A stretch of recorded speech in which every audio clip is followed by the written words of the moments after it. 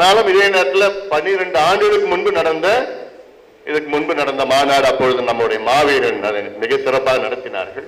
இடையில நம்ம பிரச்சனை எல்லாம் வந்துருச்சு. இந்த முறை அந்த பிரச்சனை ஒண்ணு கூட வரக்கூடாது.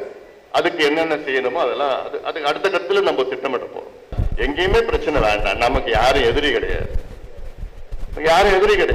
கும்பகோணம் மாநாட்டில் பாத்தீங்கல்ல, எல்லா சமுதாயத்தை வந்துங்க மேடையில் உட்கார்ந்து இருந்தாங்கல்ல.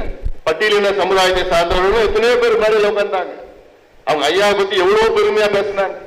ஐயா எல்லா சமுதாயத்துக்கும் சார்ந்தவர். உடனே கூட்டம் போடுங்க, தொகுதி கூட்டம், ஒன்றிய கூட்டம் நீங்க போடணும். அப்புறம் இந்த ரிசீவ் கொடுப்போம்.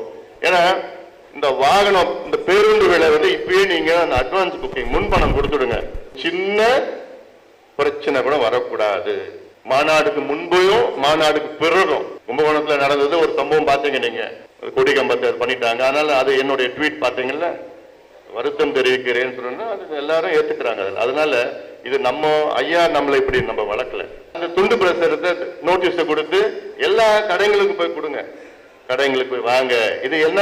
இது சமூக நீதி, ஜாதி வாரி கணக்கெடுப்பு, வன்னியர்களுக்கு இடஒதுக்கீடு, உள்ஒதுக்கீடு, 69 விழுக்காட்டை காப்பாற்றுவதற்காக அத்துணை கோரிக்கைகள் எல்லாம் வச்சிருக்கிறோம். அந்த மாநாடு எல்லாமே வரலாம். அதனால அதையும் நீங்கள் செய்ய வேண்டும் என்று கேட்டுக்கொள்கின்றேன்.